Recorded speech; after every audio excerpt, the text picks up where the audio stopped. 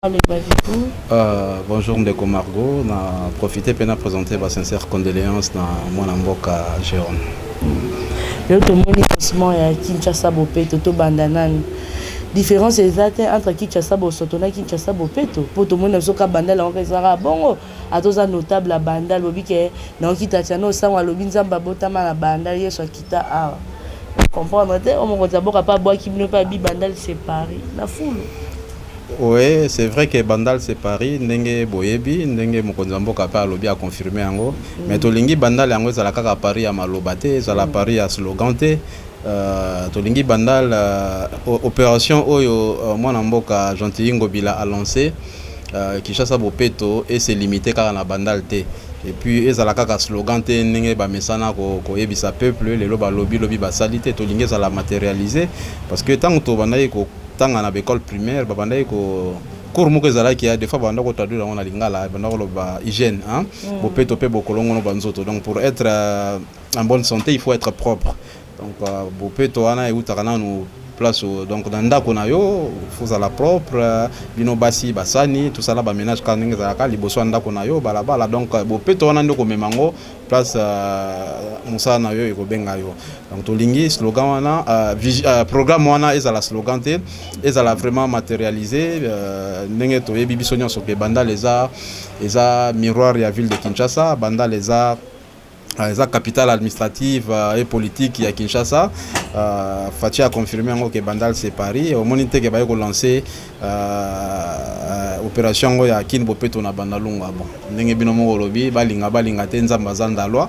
Bon, tout ça nga mawape anzambe simba mitema ya bakonzi oyo bazui relève ya kokamba administration communale à Bandalunga nzamba pesa bango sagesse pesa bango mayele mais tolingi ezala dans le respect des textes ya ba constitution tolingi ezala ka ke non mutu moko lelo la muki a signé permutation a signé décret boyaka bon non tolingi ki camaraderie na gérance ya ba institution mboka tolingi vraiment les hommes compétents les hommes, pas les hommes forts.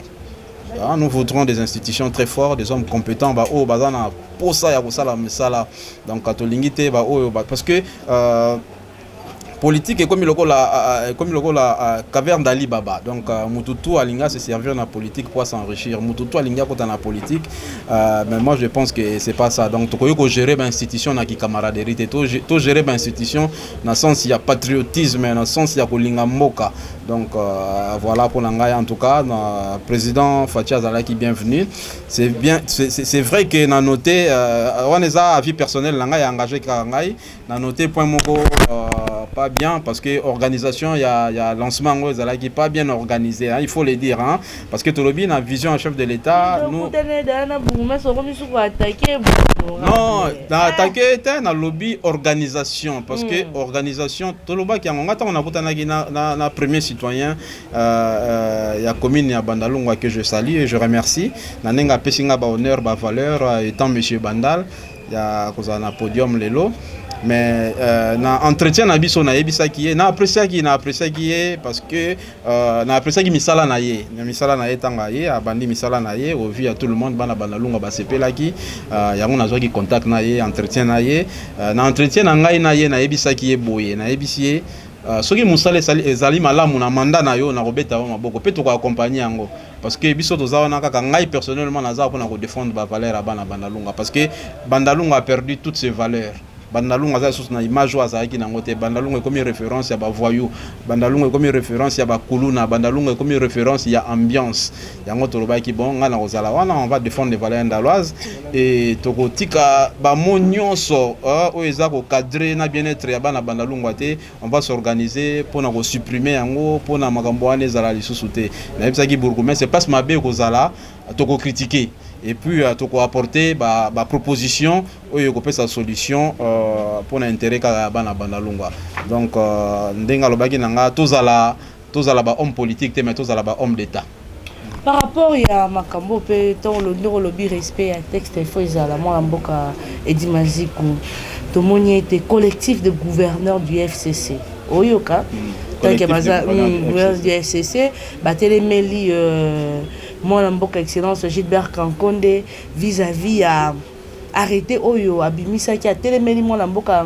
Gentili Ngobila atelemeli ba gouverneur nyonso par rapport à la nomination ya ba bourgmestre ezaka na Kinshasa te ezana ba Kasai ba Katanga partout là où le gouverneur va suite en nommer ba bourgmestre moi mboka Gilbert Kankonda bito qui na respect à constitution to qui ne peut na respect à loi il faut de yende mutasa mosala wana mais asenga ki na mwa pesa ki 48 heures ba annuler décret wana mais tout le monde était subitement lobby tout le monde a collectif de gouverneur du FCC signé par Gentili Ngobila et les coordonnateurs du FCC ba lobby était makambo au moins mboka Gilbert Kankonda lobby et ça vraiment la sens te bango ba kolanda ndenge lokolo na bango ba kokende maintenant qui dirige qui na mboka oyo ya Congo.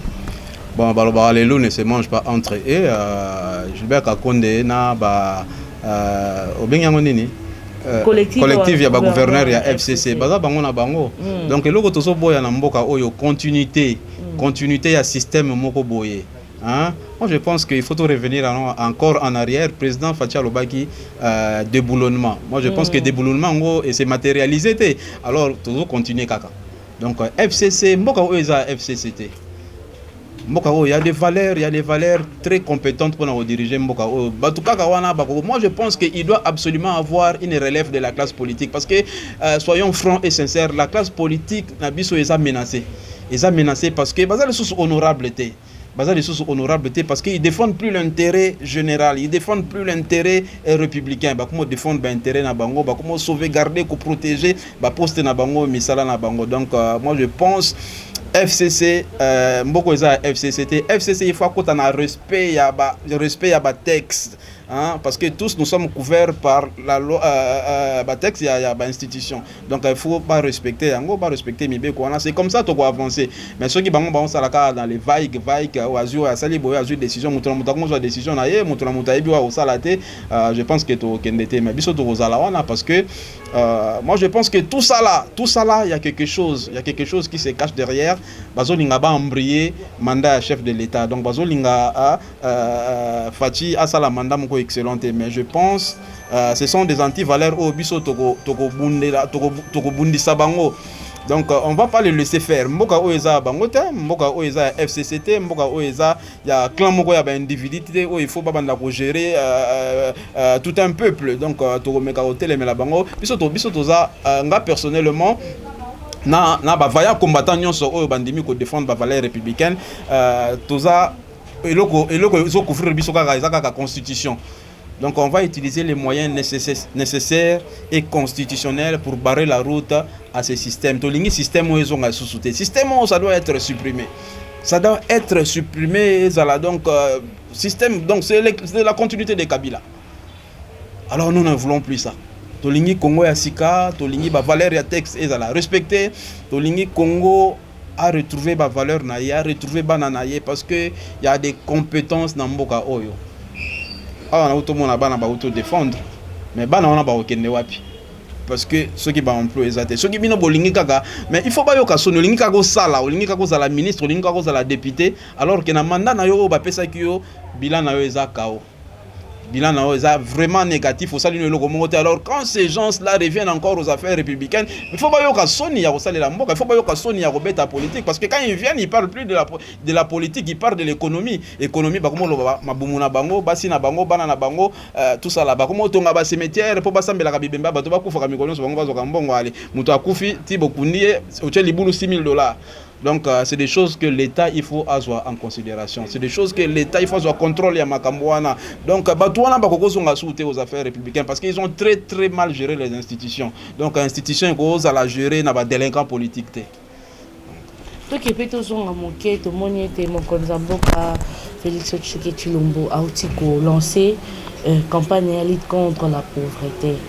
Binope ozape moto moko vanda pe na diaspora okenda kozongaka tolingi toyeba bande ona sa diaspora bakoyaka kaka na biloko banini meto mo konza mboka lobete to lancer lutte contre la pauvreté na kula na New York na lobete RDC qui peut nourrir plus de 2 milliards ya peuple ya monde entier pour na kama belo ya biso à Congo mais STP kuna mboto kimi yango to koluka ngo nani ngala kozonga kana motuna nanga qui dirige qui moko moi na mboka ki basiko qui dirige qui les trains en marche. Nous savons bien que Montazu va faire commandement va faire les président Félix Antoine Tshisekedi Tshilombo.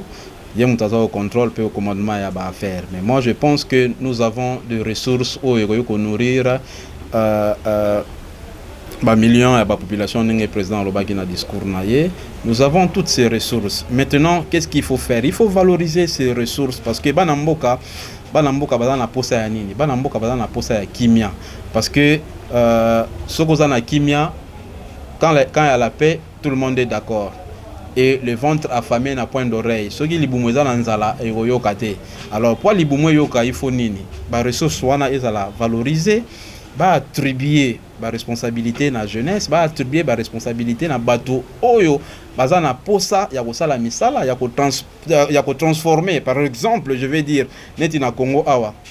Tozana ba fruits, tozana ba nzete ya ndenge na mboka oyo. Tozana ba fruits ya ndenge na mboka oyo. Mais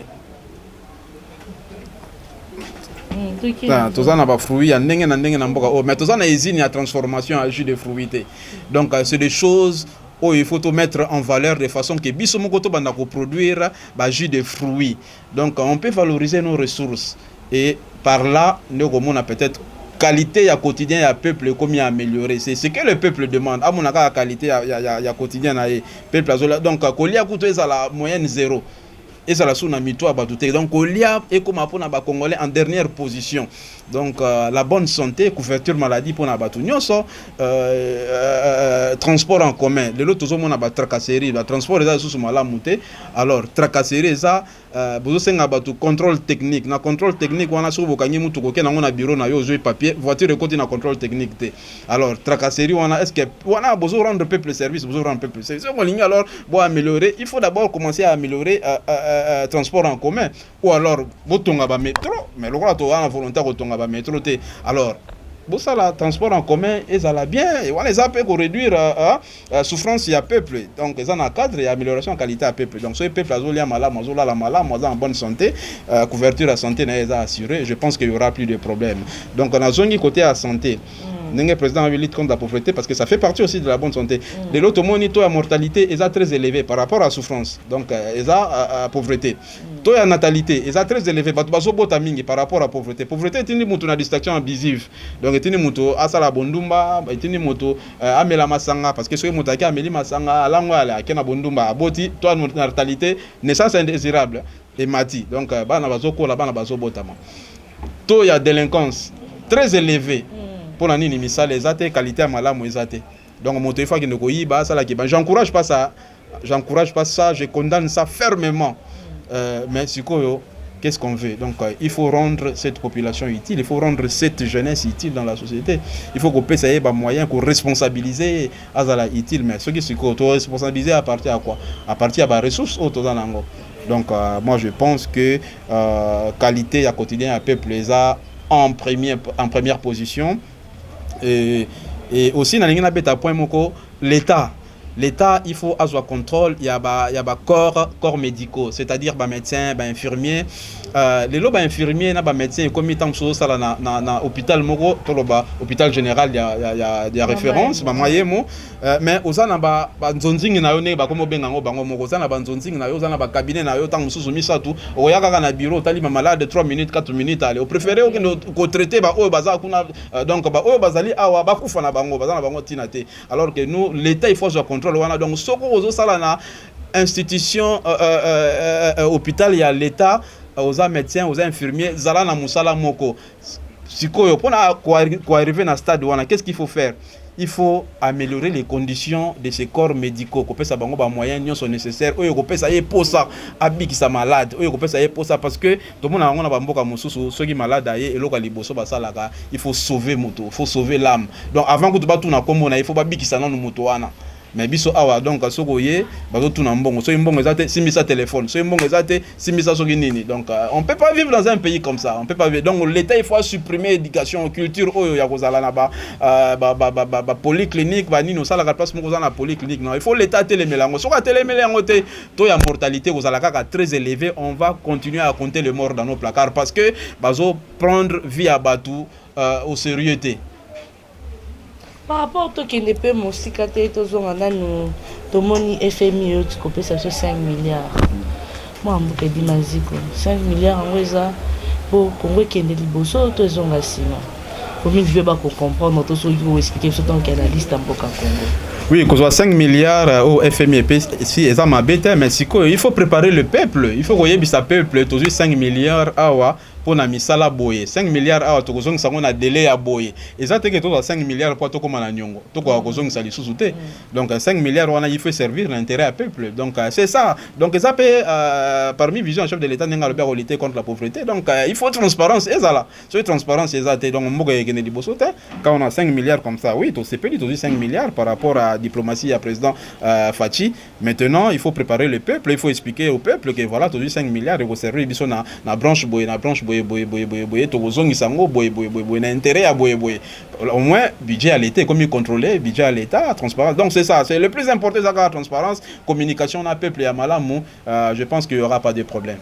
Gratuité enseignement les autres monnaie ça na ba enseigner bele ba kolela to mo na Bukavu ko na ba ça qui marche mingi ba côté mais la gratuité enseignement musu ba bezan d'autres réalité tant que yo analyste en Congo ya bien on ndenge ni ngi maziko. Il faut préciser gratuité enseignement école primaire. École primaire. Voilà. Moi je pense que c'est constitutionnel déjà gratuité enseignement peut-être que na mboka na biso yango ebandi sika eza démarche oyo régime ya Kabila basalaka yango te mais dans beaucoup d'autres pays to que n'écoute musika te kaka na Brazza na tangi na Brazza l'école primaire est gratuite tilelo eza c'est constitutionnel biso sikoyo Fachi aye a matérialiser yango a commission yango ya solo. Maintenant c'est quoi institut donc école wana nyonso oyo bengami ya ko rendre gratuité à scolarité ba appliquer peut pas respecter mibeko oyo ya constitution. Maintenant pour respecter ça siko ezakaka l'école est à la gratuité mais qualité enseignement c'est ce que nous exigeons, qualité enseignement. Il faut supprimer des irrégularités ils ont empêché banana parents de savourer gratuité enseignement parce que c'est une très bonne nouvelle parents belé bazar au CP là mais enseignant monsieur bazar au CP là parce que il se retrouve pas parce que imaginez-vous un enseignant qui transmet le savoir, l'intelligence surtout dans l'école primaire tout coup na bana ndenge éducation différente ya kawana mais au coup na bana monsieur mais ce que enseignant moko a 8 ans ya ko transmettre ya ko calmer ya ko éduquer à part éducation to uta na ndako mais a se retrouver na salaire moko malonga te a se retrouver na ba condition moko malonga ce qui lié lelo akufi na ye azan l'assurance vité azan la ninité famille etikali kaka bongo na ba condition malamu te alors que c'est ngana benga bango ba savant ces savants là hein, il faut pas pesa bango ba moyens nécessaires oyo ko motiver bango ba sala musala bango oyo ko pesa parce que c'est grâce à eux que les lobbies sont aux aroloba boy c'est grâce à eux il y a des milliers d'intello congolais au ba gérer ba institution c'est grâce au savoir de ces savants. Alors ces savants là il faut pas mériter ba salaire moko koleka kutu koleka même ba députés nationaux koleka même ba politique parce que c'est eux qui fabriquent les politiques. Alors quand les politiques sont plus rémunérés que les enseignants, les savants, donc c'est un cas à revoir.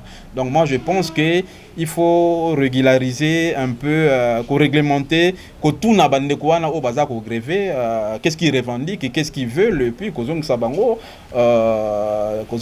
na molongo na bango, kopé sabango o et sengeli, ce qui est vraiment n'a pas raison au bazo grévé. Moi je pense que l'État doit prendre les mesures nécessaires et rapidement d'ailleurs, de façon que à solo la na bango, à pesa réponse na ba revendication na bango, o ko permettre permettre que bana bazongela nzela à l'école et que vision et chef de l'État et enseignement la scolarité gratuite et à la respecter à travers tout l'étendue de la République. Et d'ailleurs munga ikutu na banda vision yango na banda ya gratuité na banda ngo je pense que kala na banda déjà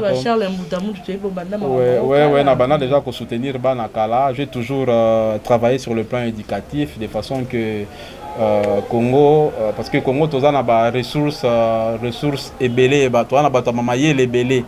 Donc et l'intelligence ya Congo est un peu perdu. Ils ont un peu perdu parce que bah condition ya malamu pende za lisusuté. Donc chacun se livre à soi pour faire ce qu'il veut et sans être contrôlé et voilà. Et si on se dépêche pas, ça va s'exposer d'un instant à l'autre. Donc je pense que on va continuer à œuvrer sur le plan éducatif de façon que tous un avenir moko assuré et meilleur et que Congo a une histoire moko boye so ipe muta beti batu ba sepeli. Donc ils ont vraiment histoire moko honorable. Toi qui bien à moi question sur ce qui de to chiter na biso di maziku interfédéral à IDEA. Tanya ngo bien IDEA o président fédéral fédéral à IDEA. Mais IDEA ngo to mo nyango elali hein. Depuis kaka mon condamné abima honorable kuna na Kasai soki na wapi Kasai na Louise Akuna takuta Bigaël Mutayi mboka ngo bien na Louise Akuna depuis bimaka député le quoi la lisa de makambo ngo IDEA elala idi maziku toyoka subinote bon IDEA elala te IDEA est un parti politique ya munene que je salue le président l'honorable André Claudel Lubaya. École, c'est une école qui m'a appris beaucoup de choses dans la politique. IDEA existe, IDEA je pense qu'à lancé convention d'ici novembre là. Agolukako s'est positionné par rapport à tableau politique et puis qu'on relançait l'activité. Vous savez que tout dans un moment moko très turbulent sur le plan politique. Hein? Donc moi je pense que IDEA, objectif nango eza intérêt à peuple biso nyonso bitumana biso eza intérêt à peuple mais bitumana biso pour na tokene na alternance auto comme nango lelo biso nyonso cible na biso ya ki Kabila FC comme nango nini ba plateforme nyonso wana salamaki ba parti politique nyonso to bundaki elai kaka objectif na biso zalaki Kabila akende Kabila akei lelo Fachi aza au contrôle au commande ya ba affaire. Donc victoire ya Fachi eza victoire ya peuple. Victoire eza soki victoire ya kata mate mona mboka elombe mobali nga bien elombe mobali parce que Fachi a reconnaître combat na ye Martin Fayulu victoire na ye eza ipeka victoire ya peuple. Soki eza kata ba victoire ya ndeko Moïse Katumbi soki candidature na ele kakenga eza la victoire ya peuple. Maintenant que nous avons cette alternance, notre cible est partie. Alors to poussa ye musika tout peut essayer de sous-tenter. C'est vrai que la coalition FCC, mais ça bloque un peu le système. Donc on dirait que le pouvoir est encore confisqué parce que la majorité parlementaire, tout ça là. Mais on va essayer de continuer comme Kombo Oeza, unité à solidarité. Unité à solidarité. Parce que Kombo Oeza, moni sur aujourd'hui, mon Kobuki Boé, au Bukaye facilement. Mais au Bukaye Boé, facilement. Donc il y a unité à. Il y a tout un peuple. Donc, ce Sangani, moi je pense que pour atteindre cible, objectif, vraiment atteint, on va repartir sur de bonnes bases et puis continuer à sauvegarder les liens parce que Congolais ont un bolingo ya baninga. Donc, tolingi bolingo ane zonga et puis tolingi bolingo ane ezala parce que espace politique il y a trop de délinquants politiques. Hein? Comme une référence, c'est sous-honorable. Donc, sous-honorable. Moi, je pense que pour gérer ces pays, il n'y a pas que la tribune politique. Il y a beaucoup d'autres tribunes plus élégantes pour gérer ces pays. Alors, il faut élargir le jeu. Mboka ezaka ya FCCT, mboka ezaka ya KHT, cash na FCC bako bloqué GT. Donc le président Félix Antoine Tshisekedi a élargir G. Atalaba ninga otobundi na Kisasa à prison à ciel ouverte pour une alternance. Lelo on a cette alternance démocratique. Donc on doit jouir de cette alternance. Donc on peut pas gérer, comme je l'ai dit tout à l'heure, on peut pas gérer les institutions de la République na ki camaraderie. on ne peut pas gérer les institutions de la République dans la camaraderie. Donc, il faut tenir compte de la lutte. Il y a Bisso Boye, 17 ans à lutte sans faille, sans moindre faille, je dis. Sans moindre faille, sans être corrompu. Et contre ce système. Je luttais contre le système aujourd'hui, même si... Bon, Boye Biango, Binotou Boye Bikezala qui est nomination. Avec une nomination, je suis Monsieur Bandal, Bana Bandal et Bana Bandal ont été dessus les jours, il y a proclamation. Et c'est moi, Ngamutukutu n'a comme réconforté Bango, les Bango va réconforter Ngaï parce que soyons sincères, Godé Mpo, il n'avait pas gagné, il ne mérite pas cette place. Il a transformé le long de la chambre de bataille en règlement de compte. Et on l'a dit, moi je l'ai dit, s'il veut être pasteur chaque dimanche, il doit être pasteur toute sa vie. Donc, à vous mélanger évangile et la politique, parce que soit vous mélanger évangile et la profession, et la vocation. Alors, politique et la profession, et la carrière. Donc, il y a à côté de la politique, il y a le quota, à côté de la politique, il y a le règlement de compte. Alors, il y a côté de dimanche. Parce qu'à côté, il y a nine. À côté, il y a politique, à côté, il y a politique, à règlement de compte. Donc, alors, voilà. Un musulman, yo commissaire Mouninga na zana nyongo ya mboka oyo et voilà. Batubusu baza okanga, il faut audit ezala interpeller André Kimuta asala biso audit ya mandat na ye, hein? Interpeller bourgmestre André Longange asala biso audit ya mandat na ye ya gérance administration communale, hein? C'est bien, il faut arrêter, mais le peuple veut savoir. Et ça, quand le règlement de compte était bon, quand les Mike Moukeba, il va gagner parce que Mike Moukeba a lobby. Non. Il faut travailler dans la sincérité. Soit il est dans la politique, soit à Zongeli évangile. Merci beaucoup. Honorable, marche CLC, lundi. Opposition kuna eko kenepe na mbutu bako bunda bako nani ntotoye banana. Porte-parole opposition Moïse Katumbi. Kuna pe Pierre Lumbi abinga moto abwanya. Kuna pe fa lu pa teleme na développer. Je peux toujours y battre là on est pour la marche à CLC, moi je pense que c'est constitutionnel, hein, parce que bazo réclamer résultat, il y a bazo réclamer résultat, il y a enquête sur un dossier. Donc moi je pense que le gouverneur et la ville de Kinshasa a eu acte. Le plus important est ça, il y a cadrer marche wana de façon qu'il y ait les cas bien, qu'il n'y ait pas de morts, parce que nous ne voudrons plus compter les morts dans nos placards. Donc nous voulons un Congo en paix, nous voulons un Congo vraiment en tranquillité, de façon que toi accompagné le président Fatia Salamanda Moko excellent. Mais ce qui est à Mbutu eza na kati opposition, nenge nazoloba opposition, bazo la porte-parole ya opposition, porte-parole ya opposition.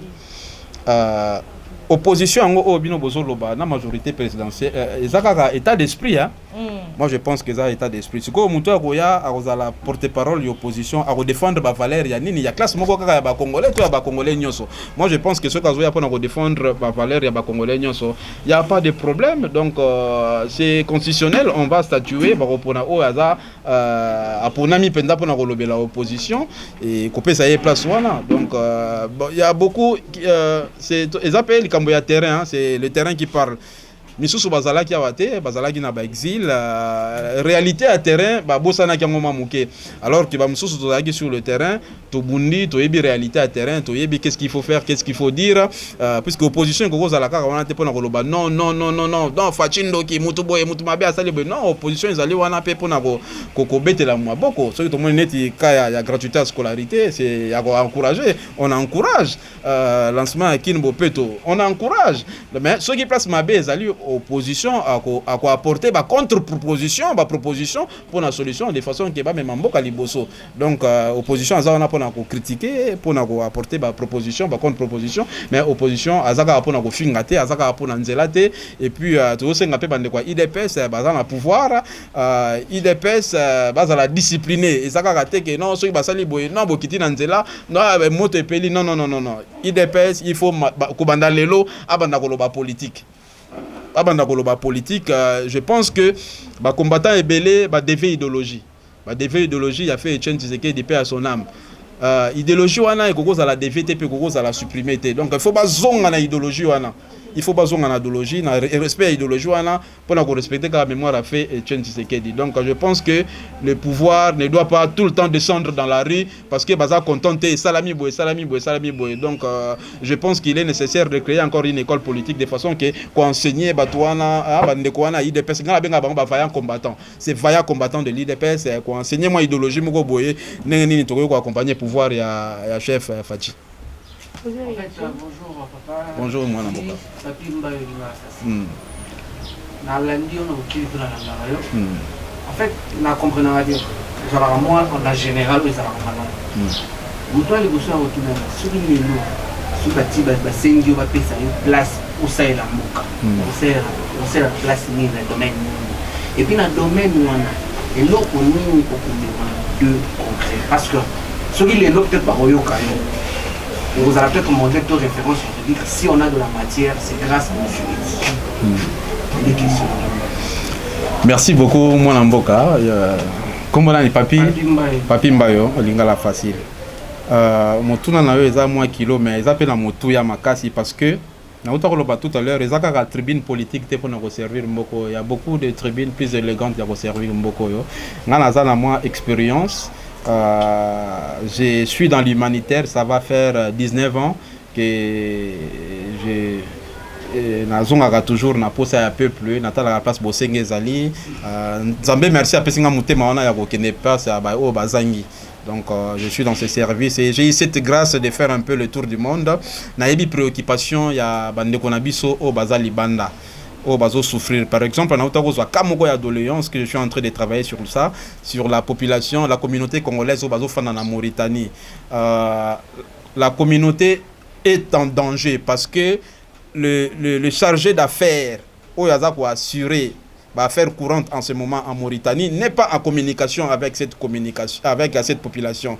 Et d'ailleurs, a augmenté sous prix à carte consulaire, notamment carte consulaire, il faisait à la gratuite. Et ailleurs, au Koutamon a 1500 ouguiya. 1500 ouguiya, ça représente $3, quelque chose comme ça, dans Bamboka, Bango. Mais il y a Matisse Yango à $30. Et les détenteurs de ces cartes-là ne sont pas assistés. Parce que il y a que des voyous, il y a que des aventuriers, non, il y a des familles qui s'installent, mais tant que les usagers à l'ambassade, il faut les assister dans tous les cas. Mais il y a aussi une population qui défie le peuple au matisse pris à carte consulaire. Dans l'ambassade, éclairage, vidéosurveillance, gardien, trois engagés locaux, dans l'affaire, il y a détourné. Il y a $30 000 au bayibi coffre-fort. Comment bagoyiba coffre-fort dans l'ambassade oyo ambassade des ana gardien des ana éclairage des ana vidéosurveillance. Donc aujourd'hui à Kaboli à Kangi ba engagé locaux mususu. Donc à Kaboli à ambassade ba engagé locaux mususu à traduire bango na justice ba mususu à tigi bango. Alors c'est le système là au tozo combattre. Donc moi je pense place au bagoyo ko placer nga pour ça la mboka et ça place où on a se sentir on a retrouvé pendant intérêt à peuple. On a retrouvé intérêt à peuple et je pense que par rapport à l'expérience qu'on a vivre, par rapport à ce que je sais faire pour l'intérêt républicain, je peux faire mieux. Place tout bago Changai. Place tout bago Changai, je pense que je peux faire mieux. Nazaka na posa bachanga ministre té, nazaka na posa bachanga naika na posa bon député provincial les aika pona qui ne défendre ba valeur ya ba oba pona gingai. Mais bon comme vous le savez, ils ont décidé autre que la volonté du peuple. Je pense que Fati passe à Zali à Royoka, j'ai mené une lutte sans moindre faille pour cette alternance. Alors, nous avons répété que l'institution est la gérer par la camaraderie. Naki camaraderie, l'institution il fait la gérer na bateau babundi pour nato comme on a alternance dans Mboka. Donc on a muto abundi pour nato alternance, to comme on a stade ya alternance démocratique au bateau tout bazo jouir nango lelo. Donc je pense que j'ai une place importante na bitumba oyo na gérance ya institution oyo. Donc j'attends mon heure, j'attends parce que go affaiblir l'élite nangate. Donc go changer tableau, il y a objectif sur le plan politique et sur le plan humanitaire. Donc j'attends place où on présenter où on proposer ce que ça pour l'intérêt à peuple. En tout cas, je suis disponible à répondre dans l'offre au Egoya. Crash Antonov, si les boîtes noires et communes en été, tu peux comprendre tellement les enquêtes sont en cours. En cours, en haut une semaine. Bah, il faut attendre parce qu'il y a eu mort d'homme. Il y a eu mort d'homme, il faut poser la enquête.